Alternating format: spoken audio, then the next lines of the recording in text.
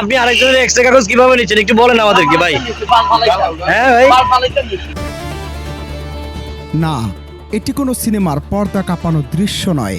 এটি ভোলা সদর হাসপাতালের নিত্যদিনের এক নির্মম বাস্তবতা। প্রতিদিন সকাল থেকে রাত আকাশ সমান আশা নিয়ে যে রোগীরা এই হাসপাতালে চিকিৎসা নিতে আসেন তাদের ফিরতে হয় পাহাড় সমান হাহাকার নিয়ে।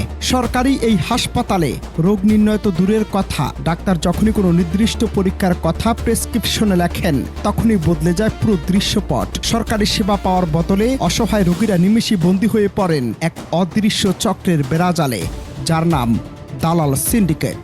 আমাদেরকে ভাই। হ্যাঁ ভাই। সম্প্রতি এমনই এক জঘন্য সিন্ডিকেটের দৃশ্য নিয়ে রীতিমতো তোলপাড় চলছে জেলা জুড়ে।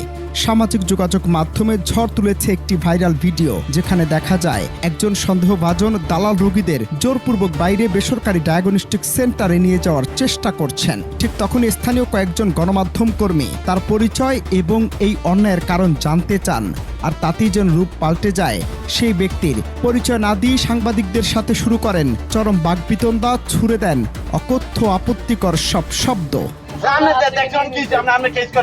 মিডিয়াতে দেন গিয়ে স্বাস্থ্য মন্ত্রণালয়ে বাড়াইয়া দেন। যান, আপনার পরিচয়? আমার পরিচয় দিয়ে আপনার দরকার কি? আপনার পরিচয় জানতে পারি কেন না? দরকার আপনার আমার পরিচয়? আপনার পরিচয় জানতে পারি না? আপনি এরকম করেন কেন? আপনি হাসপাতাল থেকে একজনের এক্সরে কাগজ নিচ্ছেন, আপনার পরিচয় জানবো না? করেন কেন? মানে আপনি হাসপাতালের কেউ নাকি? আমি কি হাসপাতালের? আমি কিছুই না। তাইলে আপনার পরিচয় কি ভাই? আমার পরিচয় দিয়ে আপনার দরকার কি? মুহূর্তের মধ্যে ঝড়ের গতিতে ভিডিওটি ছড়িয়ে পড়লে ফুঁসে ওঠে ভোলার সাধারণ মানুষ। সরকারি হাসপাতালে এসে কেন গরিব রোগীদের এভাবে দালালের খপ্পরে পড়ে পকেটের টাকা খোয়াতে হবে, এই প্রশ্ন এখন সবার মুখে মুখে। বছরের পর বছর ধরে চলা এই রোগী কেনা বেচার বাণিজ্য যেন থামার নামই নেই। দালালদের এই অসভ্য আচরণ আর সাংবাদিকদের উপর চড়া হওয়ার ঘটনাটি ভোলার স্বাস্থ্য খাতের ভেতরের এক চরম অব্যবস্থাপনা ও নিরাপত্তাহীনতাকেই আঙুল দিয়ে দেখিয়ে দেয়। তাইলে একজনের আপনি এক্সট্রা কাগজ কিভাবে নিচ্ছেন আপনি? আমরা স্বাস্থ্য মন্ত্রণালয় ডিজির কাছে। আপনি আরেকজনের এক্সট্রা কাগজ কিভাবে নিচ্ছেন একটু বলেন আমাদেরকে ভাই। হ্যাঁ ভাই। ও কি করতে নিছেন?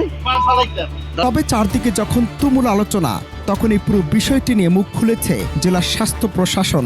ঘটনায় জেলার সিভিল সার্জন জানান, বিষয়টি তিনি পুরোপুরি অবগত আছেন। দালালদের এই দৌরাত্ম্য বন্ধে নিয়মিত মোবাইল কোর্ট বা অভিযান পরিচালনার পাশাপাশি রোগীদেরও আরো বেশি সচেতন হওয়ার তাগিদ দিয়েছেন তিনি।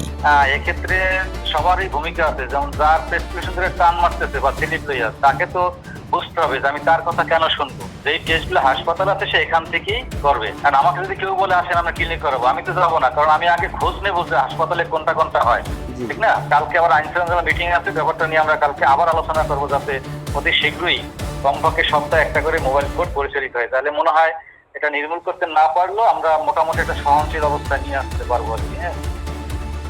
অনন্ত হাসান মাসুদ, বাংলা টিভি।